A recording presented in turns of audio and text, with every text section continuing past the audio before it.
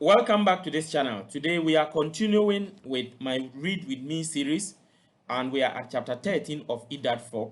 For those who are joining probably for the first time, Eat That Frog is a personal development book, time management book that will help anyone to be able to get more done in less time and manage your time effectively. So chapter 13 says identify your key constraints. Concentrate all your thoughts on the task at hand. The sun rays do not burn until brought to a focus. That is Alexander Graham Bell. Between where you are today and any goal or objective that you want to accomplish, there is one major constraint that must be overcome before you can achieve that major goal. Your job is to identify it clearly. What is holding you back? What sets the speed at which you achieve your goals? What determines how fast you move from where you are to where you want to go? What stops you or holds you back from eating the frogs that can really make a difference? Why aren't you at your goal already? These are some of the most important questions that you will ever ask and answer on your way to achieving high levels of personal productivity and effectiveness. Whatever you have to do, there is always a limiting factor that determines how quickly and well you get it done. Your job is to study the task and identify the limiting factor or constraint within it. You must then focus all your energies on alleviating that single choke point. Identify the limiting factor. In virtually every task, large or small, a single factor sets the speed at which you achieve the goal or complete the job. What is it? Concentrate your mental energies on that one key area. This can be the most productive use of your time and talent. This constraint may be a person whose help or decision you need, resource that you require, a weakness in some part of the organization, or something else. But the limiting factor is always there, and it is always your job to find it. For example, the purpose of a business is to create and keep customers. By doing this in sufficient quantities, the company makes a profit and continues to grow and flourish. Every business has a limiting factor or choke point that determines how quickly and well the company achieves this purpose. It may be marketing, the level of sales, or the sales force itself. It may be the cost of operation or the methods of production. It may be the level of cash flow or cost. The success of the company may be determined by the competition, the customers, or the current marketplace. One of these factors, more than anything else, determines how quickly the company achieves its goals of growth and profitability. What is it? That the accurate identification of the limiting factor in the process and the focus on that factor can usually bring about more progress in a shorter period than any other single activity. The 80-20 rule applied to constraints. The 80-20 rule also applies to the constraints in your life and in your work. This means that 80% of the constraints, the factors that are holding you back from achieving your goals, are internal. They are within yourself, within your own personal qualities, abilities, habits, disciplines, or competencies, or they are contained within your own company or organization.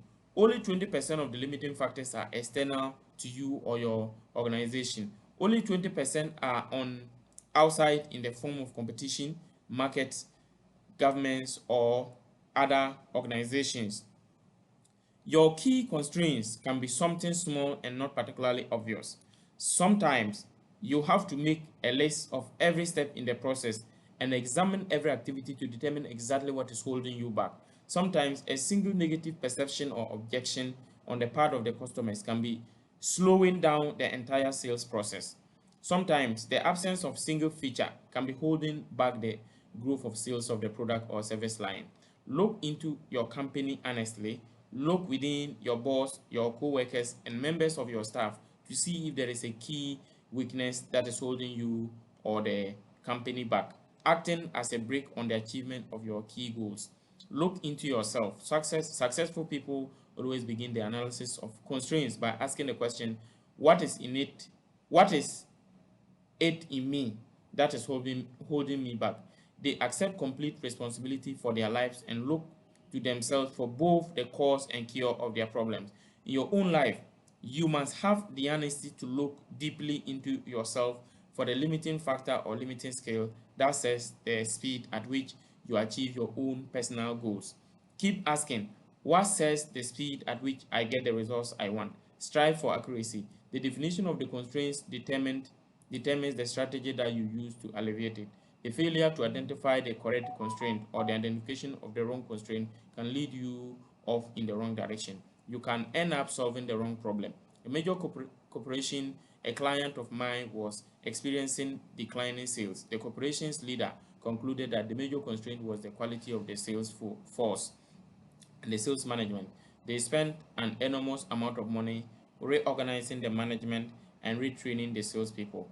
They later found that the primary reason that sales were down was a mistake made by an accountant who had accidentally priced their products too high relative to their competition in the marketplace. Once the corporation revamped its pricing, its sales went back up and returned to profitability. Behind every constraint or choke point, once it is located and alleviated successfully, you will find another constraint or limiting factor. Whether you are trying to go down to go Whether you are trying to get to work on time in the morning or build a successful career, there are always limiting factors and bottlenecks that set the speed of your progress. Your job is to find them and focus your energies on elevating them as quickly as possible. Starting off your day with the removal of a key bottleneck or constraint fills you full of energy and personal power. It propels you into following through and completing the job, and there is always something. Often, alleviating a key constraint or limiting factor is the most important frog you could eat at that moment. Identify, Eat that frog. Identify your most important goal in life today. What is it? What one goal, if you achieved it, would have the greatest positive effect on your life? What one career accomplishment would have the greatest positive impact on your work life? Determine the one constraint, internal or external, that sets the speed at which you accomplish this goal. Ask, why haven't I reached it already? Why? What is it in me that is holding me back? Whatever your answers, take action immediately. Do something, do anything, but get started. Put the pressure on yourself. We are now at chapter 14. Put the pressure on yourself. The first requisite for success is the ability to apply your physical and mental energies to one problem incessantly without growing weary. That is Thomas Edison. The world is full of people who are waiting for someone to come along and motivate them to be the kind of people they wish they could be. The problem is that no one is coming to the rescue. These people are waiting for a bus on a street where no buses pass. If they don't take charge of their lives and put the pressure on themselves, they can end up waiting forever. And that is what most people do. Only about 2% of people can work entirely without supervision. We call these people leaders. This is the kind of person you are meant to be, and that you can be if you decide to be. It's supposed to be if you decide to be, but they said it you decide to be. So if you decide to reach your full potential, you must form the habit of putting pressure on yourself and not waiting for someone else to come along and do it for you. You must choose your own frogs and then make yourself eat them in order of importance. Lead the field. See yourself as a role model for others. Raise the bar on yourself. The standards you set for your own work and behavior should be higher than anyone else could set for you. Make it a game with yourself to start a little earlier, work a little harder, stay a little later. Always look for ways to go the extra mile, to do more than you are paid for.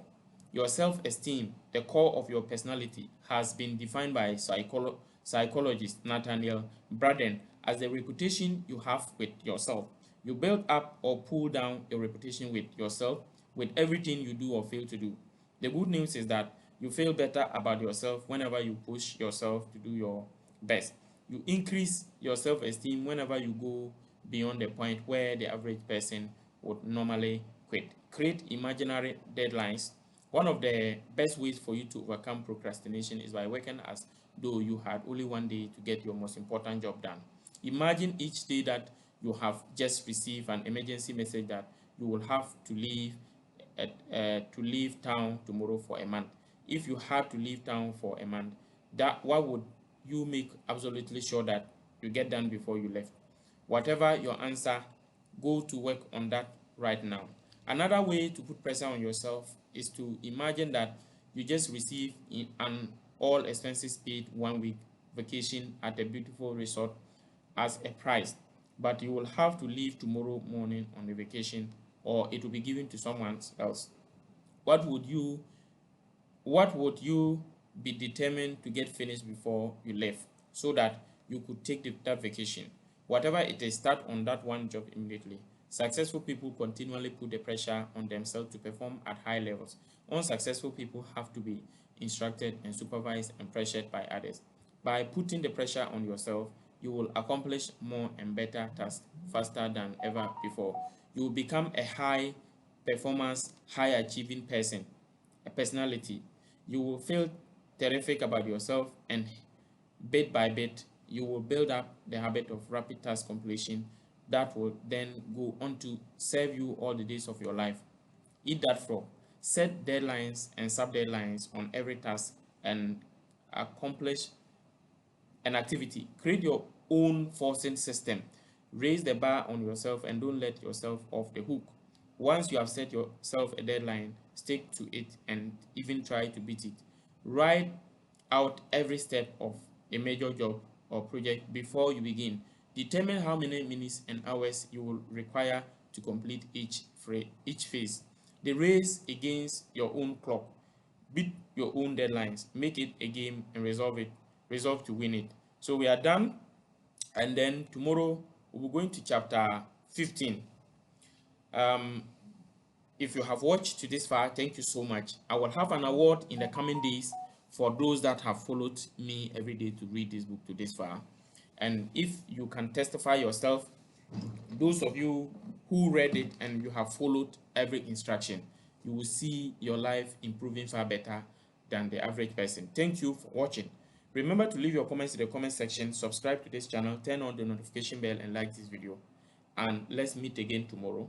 We are almost, I can say we've gone 70% of the book, and within the next 3 days, we are likely to finish. Thank you once again, and see you in the next video. Bye.